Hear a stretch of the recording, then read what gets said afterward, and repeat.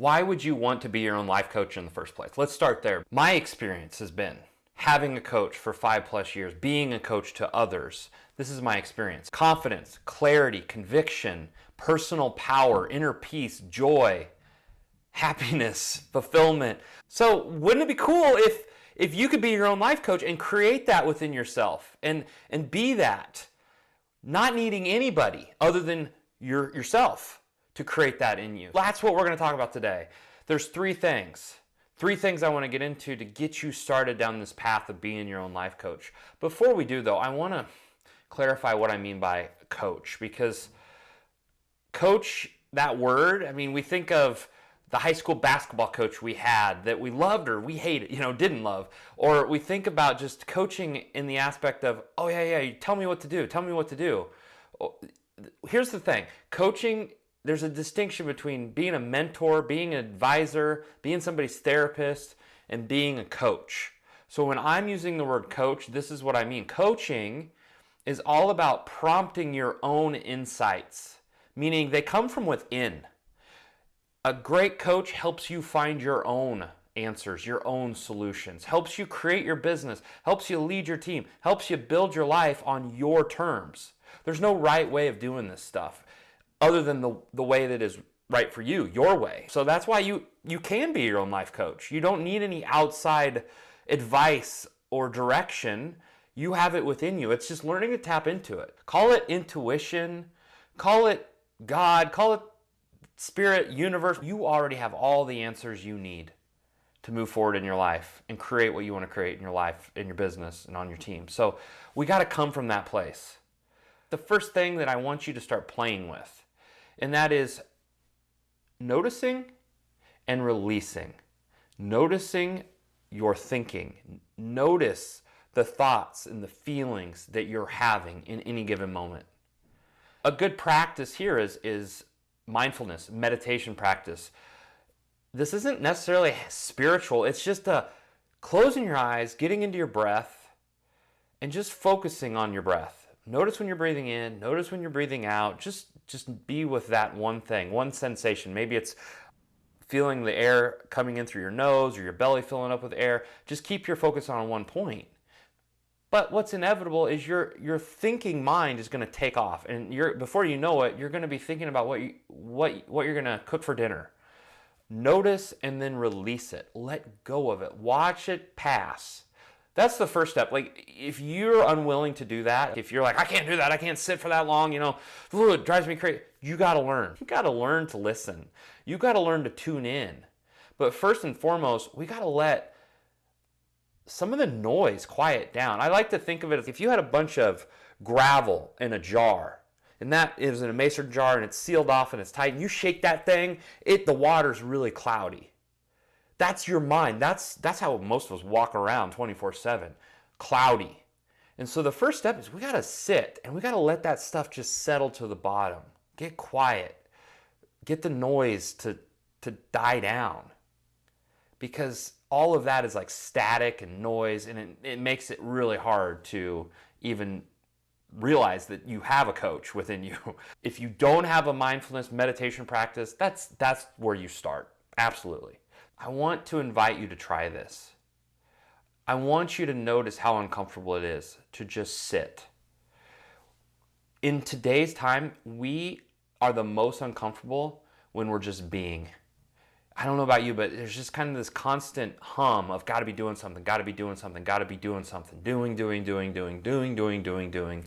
And then when we do quiet down, it's very uncomfortable. That's normal. Be with that. Notice that. Notice it. Notice yourself thinking, oh my God, this is effing hard. I don't even want to do this. How much longer do I have? Notice it. Notice the thoughts. Release the thoughts. Just let them go. Okay, number 2. I want you to think about this way of being of asking and listening. What do I mean by asking and listening? I'll be honest, this is something I'm working through and I'm really leaning into. I'm learning to let go of my to-do list and all the things I quote unquote should be doing. I'm learning to not trust that word should. That's your ego. That's your parental mind telling you what you should be doing right now. And that's what drives a lot of us. Now, Who are you without those thoughts, without the shitting on yourself? I'm really leaning into that, and it's been really refreshing. So I want to invite you to do that. And how do you do that? It's being, first off, the first thing I shared with you, being mindful, being present, but then asking and then listening. Trusting what comes, and trusting it and turning it into action. Asking and listening. One of the best, most powerful questions is, what do I want right now? What's important for me right now? What would move me forward right now? What would I love to do to move me forward right now? Ask and just listen. Just listen. What's coming up? What are you noticing? And whatever comes up, like, go do it. Like, ask and listen. Because a great coach does a lot of asking, and they do a lot of listening. So you can do that for yourself. But first you got to be able to think about your thinking. That's what we just talked about in the mindfulness. And then you have to have the presence and the quietness to ask for what you want and listen for the answers. What's not working for you? What would work for you? And just kind of be in that space. And it's the contemplation.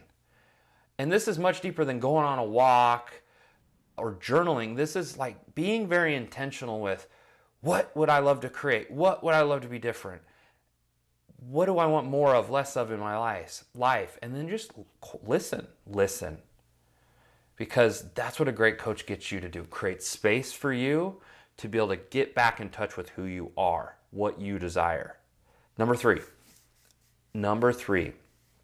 I want you, now that you're mindful and you're asking and you're listening and learning to trust more of your intuition, getting out of your head and into your heart and your gut more. It's uncomfortable. It's going to be uncomfortable. It's going to be scary because we haven't been taught to do that. Our whole life, we've been told what to do, when to do it. And if we've had a boss, a manager, and here's the thing, becoming a full-time entrepreneur, this is something I'm going through. Like, I've learned that I've always been entrepreneurial, no question. But beginning in January of this year, I'm about 6 months in, I became a full-time entrepreneur. Everything up to this point, I'm like almost 40 years old, and for a good chunk of my life, I've had a boss. 9 to 5, and you're on a schedule. And that schedule kind of runs you. What do you think happens when you have your own business? That goes away. All of a sudden, nobody's coming. And you're responsible for it all. That's scary as hell, and it's also really cool. But you have to learn to be different. Like being in that entrepreneurial space. So you know what? I'm kind of like, why am I going down this path? Because we're talking about being your own coach. Some of us, we do just fine without being our own coach because we just allow life to tell us what we should be doing. But I believe life is too short to be doing something you don't love. The only way you do that is you have to be responsible. You have to be the creator of your own life. And that has become forced for me now that I'm a full-time entrepreneur. I don't have a choice. This is why this coaching stuff's so important. And asking and listening is critical. Checking and trusting your own creative intuition, because if you can't trust that, what do you have? You ain't going to find it in a book. Trust me. I've read a lot of books because I thought that I wasn't ready. I wasn't good enough. Wasn't experienced enough. So I read all these books trying to find the answers.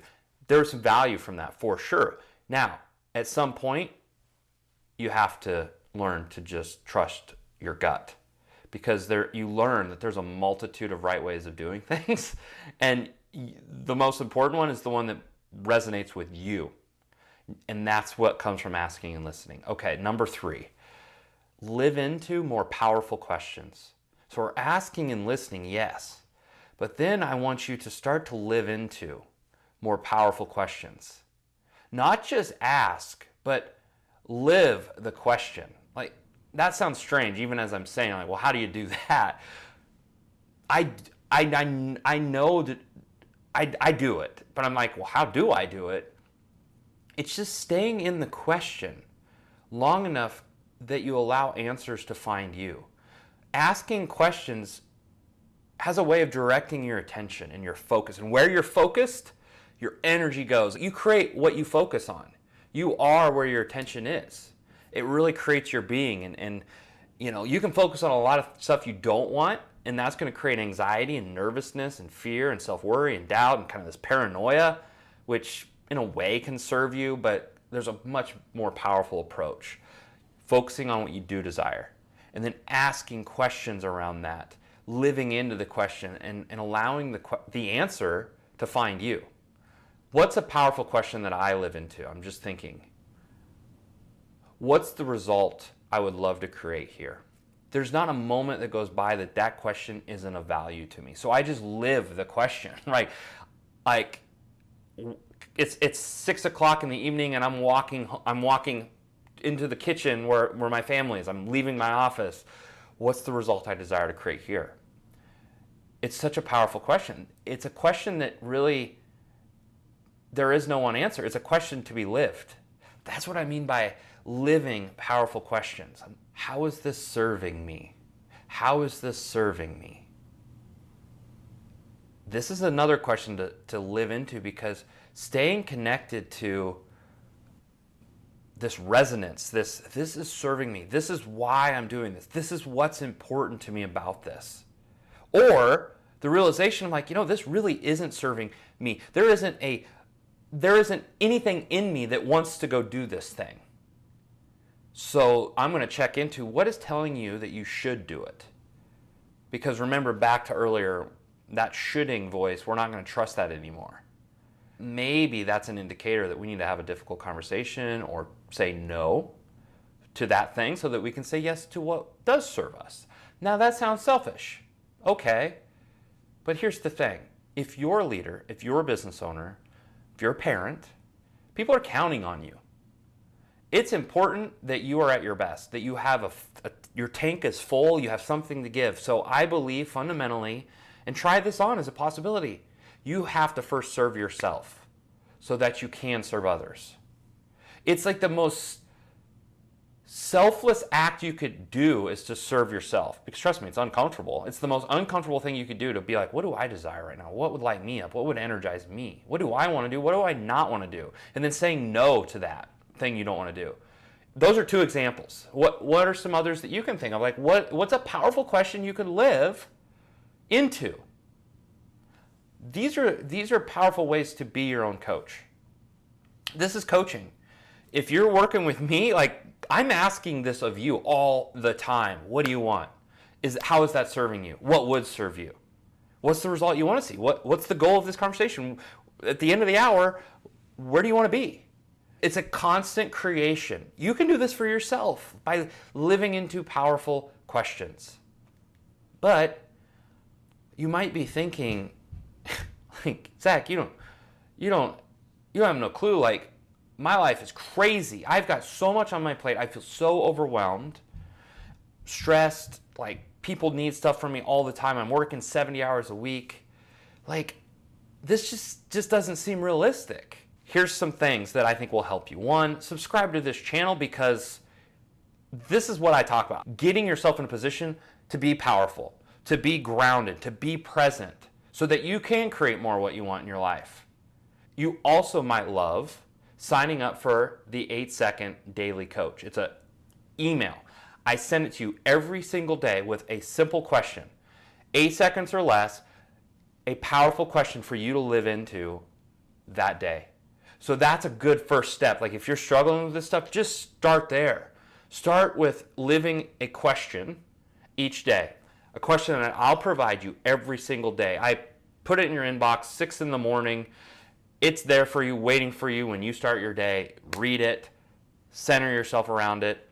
Takes 8 seconds or less, and go about your day. That's a great place to start.